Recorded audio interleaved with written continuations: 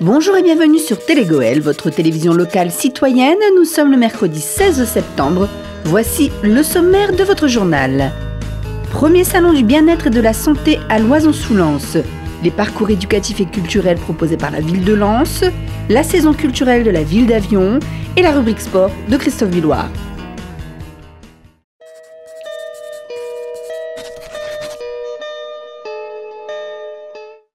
Pour la première fois étaient réunis à Loison-sous-Lens des professionnels de santé et des associations porteuses de bien-être pour satisfaire une demande de la population soucieuse de prendre soin de sa santé. Massage sonore, bulles d'air, aromathérapie et autres médecines douces ont côtoyé les stands de prévention des maladies lors de ce premier salon du bien-être à Loison-sous-Lens. Alors, ce salon de la santé, première chose, moi je suis cadre de la santé avec une carrière de 45 ans et je me suis rendu compte que les gens, beaucoup de moyens étaient mis à leur disposition, mais que malheureusement, quand ils venaient consulter, il était souvent beaucoup trop tard. Et donc, on a décidé avec l'équipe municipale et l'équipe de la municipale de la mairie de mettre au point ce salon de la santé. Donc, on a démarré, la moitié du salon est composée de stands pour le bien-être. Et nous terminons sur la dernière partie avec des stands vraiment pour la santé directement, c'est-à-dire pour des dépistages ou les maladies. Donc nous avons un partenariat avec le centre hospitalier de Lens, avec l'IFSI de la Croix-Rouge de Lens, avec la CPAM de l'Artois, avec le conseil régional qui a financé une partie de ce projet, parce qu'on a répondu à un appel à projet cancer lancé par l'Agence de la santé et le conseil régional. Et le conseil régional nous a validé notre projet cancer. Donc on a monté ce projet en commun axé sur les dépistages cancer. Alors les infirmières loisonnaises, les pharmaciens, tout ce qui est médical et paramédical de Loison participent à cette journée. De nombreux professionnels de santé locaux, mais aussi des villes alentours, s'étaient donné rendez-vous sur ce salon pour parfaire au bien-être des visiteurs, dont une aromatologue spécialiste des huiles essentielles. Donc l'aromatologue, c'est une différence avec un aromathérapeute. Pour être aromathérapeute, il faut être médecin. Et aromatologue, c'est la connaissance des huiles essentielles, des arômes.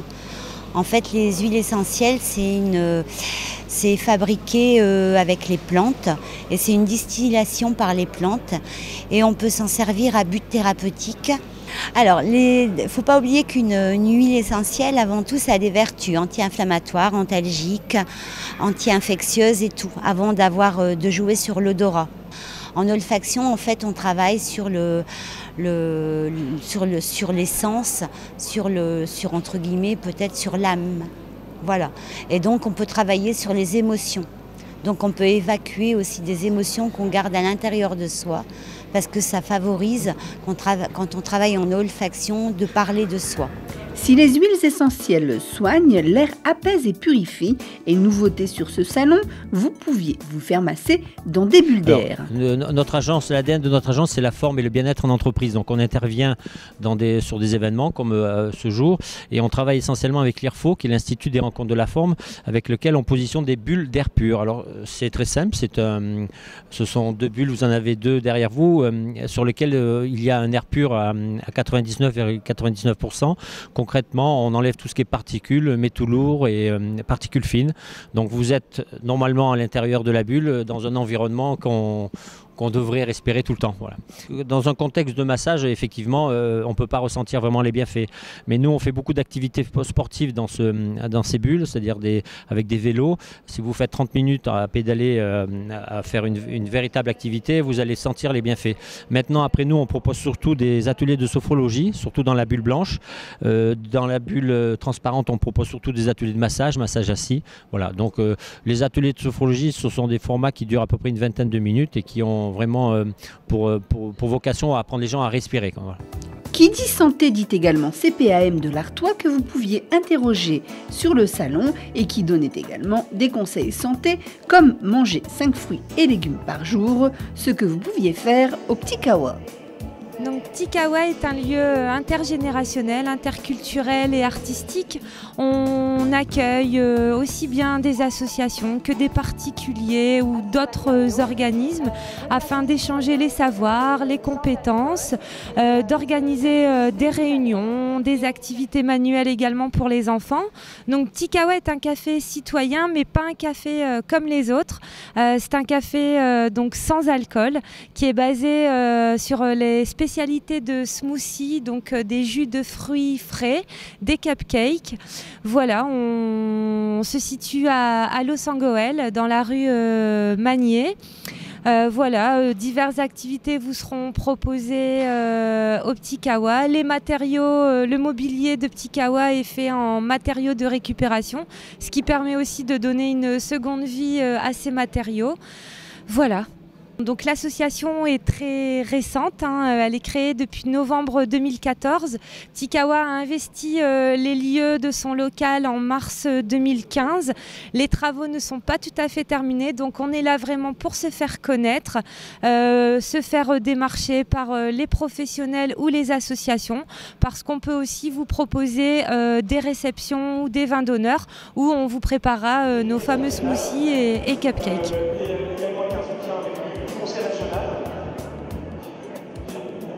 Un projet qui va s'inscrire dans le cadre des nouveaux rythmes scolaires. L'idée, c'est de permettre, à l'occasion de ces heures disponibles dans les temps périscolaires, de proposer des actions de prévention santé pour les enfants. Donc ce premier salon du bien-être et de la santé n'est pas un aboutissement en soi, c'est le point de démarrage d'autres actions à venir. Il préfigure notamment Octobre Rose, sur les dépistages des cancers, mais également la Semaine Bleue qui est dédiée aussi aux seniors. On a par ailleurs tout au long de l'année au niveau donc, municipal différentes actions en matière de santé, notamment la santé bucco-dentaire. On a également des permanences santé tenues donc, par Madame Toulouse qui est conseillère municipale et communautaire. Voilà, des séances de sophrologie récemment mises en place. Donc on a développé effectivement tout un tas d'actions en fait, autour de la santé, mais également aussi du bien-être. L'objectif de ce salon en fait, est de sensibiliser la population donc, à sa santé. Alors, avec effectivement des stands dédiés en fait, aux soins curatifs ou au dépistage, mais aussi de façon plus légère en fait, au bien-être. C'est surtout ça, l'objectif est de faire changer les comportements de la population, que la santé en fait, devienne une réelle priorité avant leurs difficultés sociales ou économiques. Moi, je voudrais quand même dire un grand merci à Monsieur le maire qui nous a donné cette chance, de dire merci au directeur de la mairie, qui est en particulier Monsieur Torchy, qui m'a vraiment bien accompagné dans tout, qui était vraiment très investi. À Sabrina, qui est sa secrétaire, qui s'est vraiment investie. Et puis les services techniques, parce que vraiment, ils ont fait un excellent boulot et vraiment, ils ont tout fait pour nous donner la perfection. Et puis après, j'ai un grand merci à dire aussi au groupe de parole, parce qu'on en est arrivé là grâce à ces personnes aussi qui étaient demandeurs, donc j'ai compris qu'ils avaient besoin. Voilà. Et de ce fait, on a mis à disposition aussi une cellule d'écoute santé. C'est ce qui nous a permis aussi d'arriver, de voir les besoins de nos citoyens. Et puis surtout, il faut qu'on trouve des partenaires, des sponsors. Là, on a eu la chance d'avoir le conseil régional. On a eu aussi l'Office de la culture de l'Oison qui nous a aidés à financer, et aussi le pôle santé, formation, bien-être de l'Oison qui nous a aidés aussi. Le savoir-faire existe, mais il faut le faire savoir, et c'est ce qui est le plus important.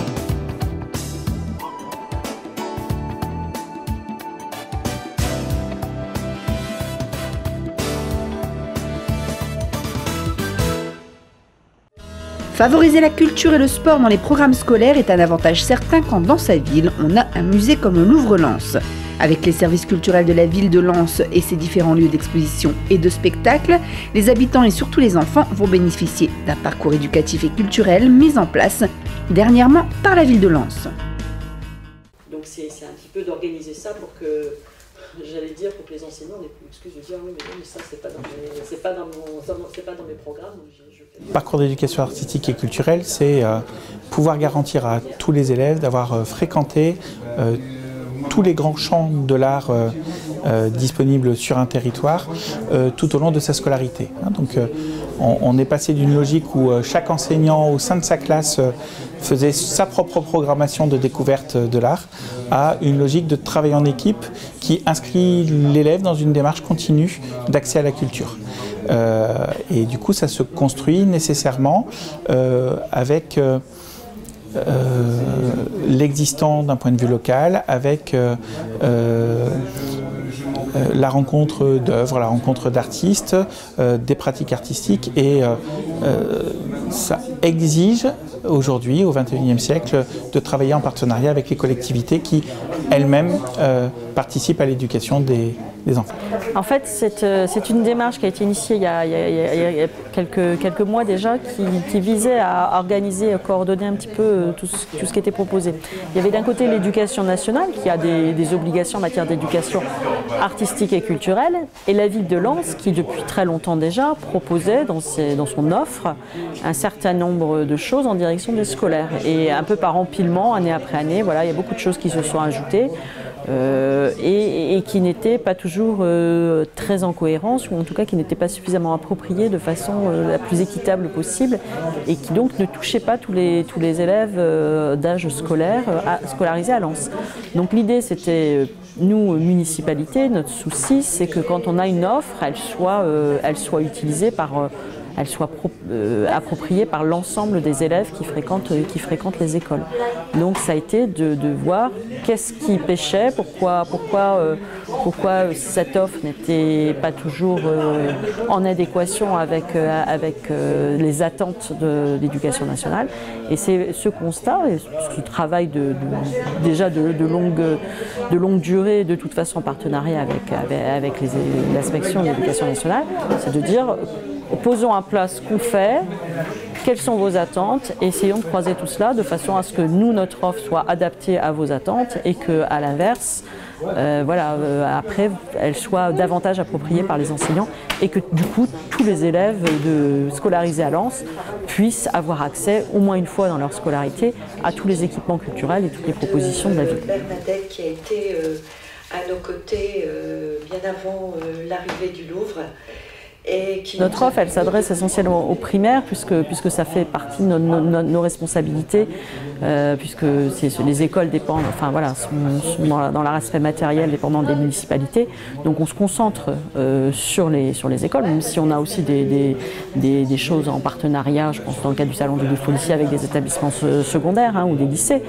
Ça rentre dans un autre cadre. Mais par contre, tout ce qui est offre en direction des scolaires d'âge primaire, nous souhaitions l'organiser au mieux pour qu'un élève à Lens, dans son parcours scolaire, dans les plusieurs années qu'il va passer à l'école, dans les écoles primaires de la ville de Lens, ait à un moment de sa scolarité accès qui est à la médiathèque, qui est au Louvre, qui est au Colisée, qu'il ait vu le conservatoire, qu'il sache qu'il y a une école de peinture, qu'il ait accès à tout, et qu'il ait vu un spectacle vivant, chose dont on n'était pas forcément sûr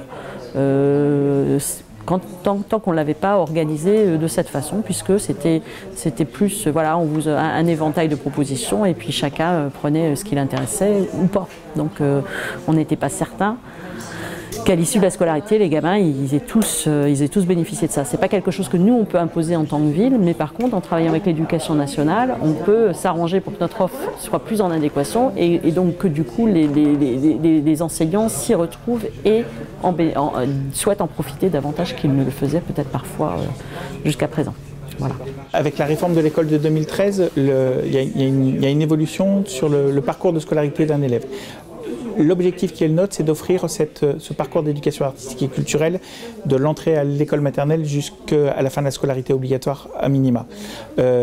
Sur le territoire de la commune, on est en avance, dans le sens où le parcours d'éducation artistique et culturelle,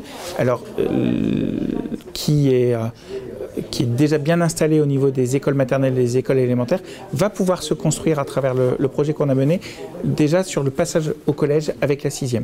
Et les 3 collèges du territoire de la commune, les 3 collèges publics du territoire de la commune, sont tous les 3... ont tous les 3 dans leur projet d'établissement un volet culturel qui nous permet quand on passe les enfants au collège, de passer tout ça, de passer le portfolio culturel des élèves, de passer le parcours d'éducation artistique et culturelle. Donc on est sur une dimension de continuité des enseignements avec le collège et aussi avec le lycée. Moi je sais que le lycée Robespierre, pour ne pas le citer, ou le lycée Condorcet, tous les deux ont des très très beaux projets culturels. Mais le lycée Béal aussi, c'est parce que je ne connais pas tout sur le territoire. Les objectifs nobles. En fait, on a initié la démarche de parcours d'éducation artistique et culturelle entre l'éducation nationale et la ville de Lens bien avant que les textes ne soient sortis. Je pense qu'on est, on est sur cette dynamique-là de donner à voir que les choses sont possibles et pour les autres communes de leur permettre de monter dans le train en fait et de se lancer dans la même démarche. Linda Lemay, les Polissons, Félag et bien d'autres artistes viendront fouler les planches de la salle Aragon d'Avion pour cette nouvelle saison culturelle 2015-2016.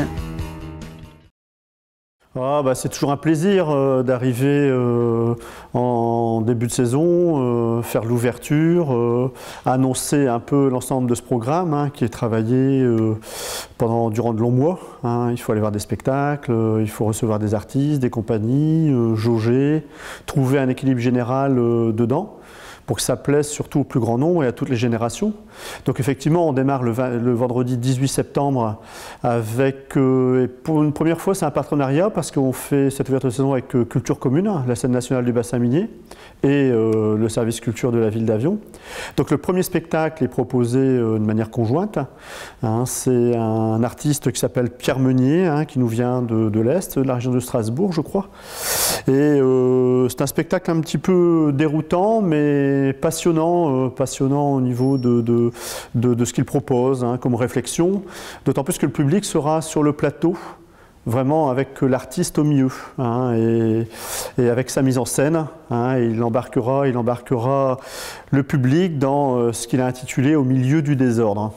Et ensuite, vers 20h30, 21h, on a fait venir le groupe Barrio Populo, pareil, qui n'est pas un groupe de la région, mais plutôt du sud, avec toujours le même principe, le principe de l'auberge espagnole. Les gens amènent de quoi grignoter, une bouteille, voilà, c'est un peu le ticket d'accès, mais ça permet comme ça de se réunir tous ensemble autour de tout ce que le public a apporté, et ça donne vraiment un esprit et une ambiance très particulière.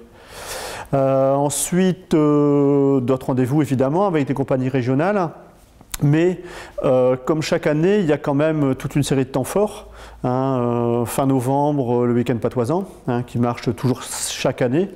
Ensuite, le second gros temps fort, c'est le week-end de l'humour, qui a lieu cette année fin janvier, car on a créé un nouveau rendez-vous en mars. Alors on a décalé un peu les choses, mais ça reste le même principe, 3 spectacles sur 3 jours, vendredi, samedi, dimanche, avec le premier spectacle, Les Aventures extraordinaires du baron de Munchausen, par la compagnie Joker, un spectacle très, très intéressant au niveau scénique, très malin, avec des personnages complètement décalés, loufoques. Et enfin, le nouveau festival qu'on a créé, qui démarrera fin février. On l'a intitulé le Festival des Utopistes debout, parce qu'on a eu envie, en ces temps difficiles pour la culture, avec les restrictions budgétaires, avec les réformes territoriales, etc., la remise en cause du statut des intermittents, c'est vrai que le champ culturel, le spectacle vivant, souffre beaucoup en ce moment. Et nous, on a eu envie, pendant un mois, avec un éclairage particulier, de toujours exprimer le fait que la culture, c'est pas seulement du divertissement. La culture, c'est important aussi dans la vie des gens, parce qu'elle s'adresse aux citoyens. Il y a des créations qui interpellent sur nos modes de vie, sur les difficultés de notre époque.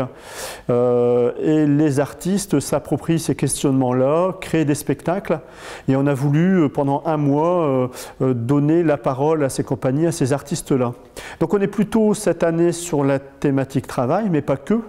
Et on va ouvrir donc ce nouveau festival par un spectacle le samedi 27 février, avec une pièce qui s'appelle L'Art Brut, avec notamment sur scène la comédienne très connue de notre région, originaire de Douai, Corinne Mazirou. Parce qu'on veut aussi avoir un débat de fond avec les spectateurs, avec les politiques, avec les artistes, sur la question du spectacle vivant et du théâtre. Et on a décidé d'accueillir un des feuilletons des Tréteaux de France. Ces feuilletons, il y en a 6, sur la décentralisation théâtrale en France. Et on a choisi celui sur Jean Vilar et Vitesse, les 2 V. Et là, ce spectacle, une lecture théâtralisée, nous interroge un peu sur comment se sont construites les choses, avec quel questionnement, des années 50 jusqu'aux années 80-90. Suivi d'un débat. Et ce spectacle, on l'a programmé en entrée gratuite, parce qu'on veut rassembler très largement. Parce que ça nous paraît important pour continuer à porter une culture exigeante, accessible et forte malgré les secousses qu'on est en train de traverser. Ce que je peux dire aussi de la saison, c'est qu'il y a des personnages quand même, enfin des artistes assez connus qui vont se produire cette saison. La première, c'est Linda Lemay, le 5 octobre.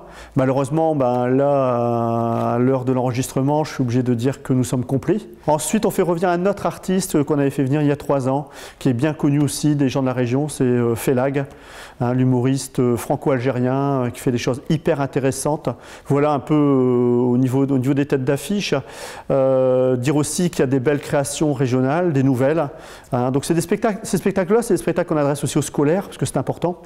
Les écoles élémentaires, les 2 collèges, le lycée pourront profiter de certains de ces moments-là pour s'enrichir aussi et puis échanger avec les artistes et leurs enseignants. Je ne vais pas aller plus loin, il y a la plaquette à découvrir sur le site de la ville d'Avion. Peut-être dire aussi qu'on est toujours partenaire et avec plaisir de Culture Commune, de Droit de Cité aussi. Il y aura le rendez-vous traditionnel, le Festival des Enchanteurs, mais le contenu n'est pas défini. Voilà, donc c'est une saison riche, diverse, participative, parce que voilà, on veut qu'il y ait un maximum d'implication, on veut que la culture, elle aille dans les 2 sens, elle aille vers les gens, que les gens viennent vers elle, etc. Parce que la culture, c'est la rencontre, c'est l'enrichissement. Et à notre époque, où on a tendance plutôt à se cloisonner et à subir un peu les difficultés de notre époque, c'est important que la culture, elle nous rassemble et elle nous apporte un peu du bonheur et elle nous enrichisse. C'est un challenge sportif entre associations que vous retrouverez à Méricourt dans la rubrique sport de Christophe Billoire.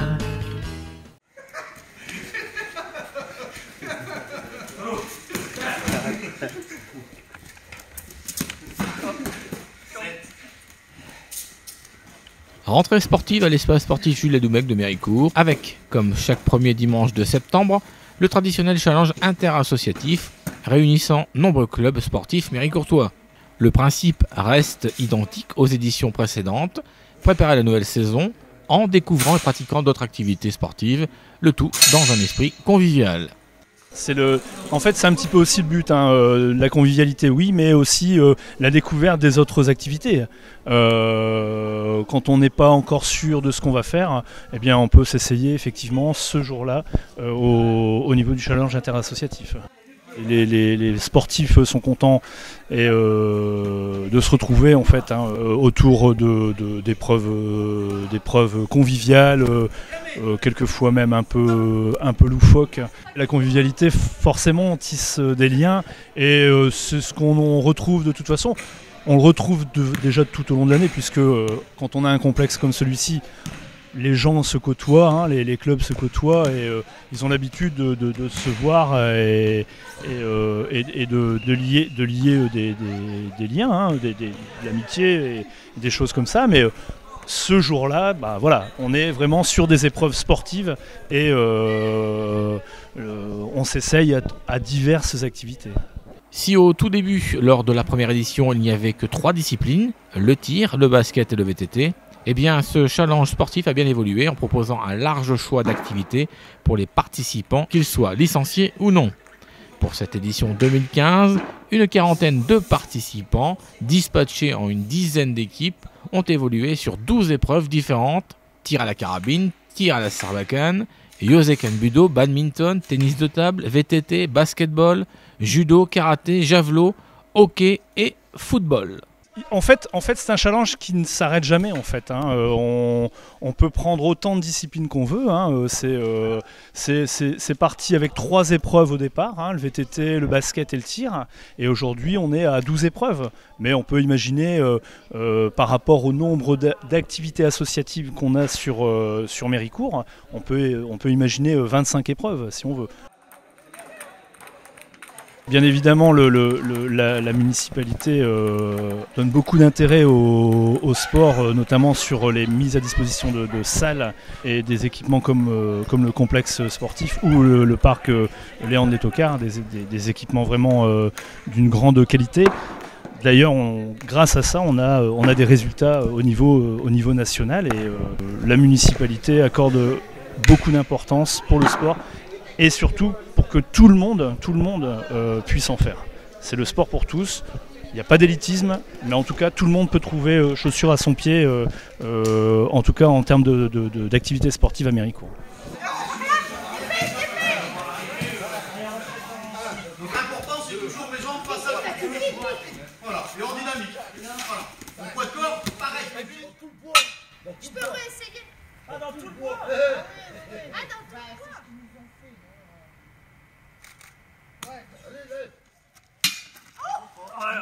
Il touche le bois, là, regarde. Ouais. Oh, ah, ça vaut, ouais. Ça rattrape tous les 3. Ouais. Il y a 2, 4, 6. Il faut 6 pour pas avoir de pénalité. C'est bon. Ce journal est terminé, la commémoration de la libération à Méricourt dans le fil de l'actu, suivi de vos programmes habituels. On se retrouve vendredi pour une édition spéciale en direct de la place Jean Jaurès à Lens pour vous annoncer le grand événement de ce week-end, le meeting aérien de Bénifontaine. Bonne semaine à tous et rendez-vous tout de suite sur Facebook, Twitter et telegol.fr pour voir ou revoir ce que vous avez manqué.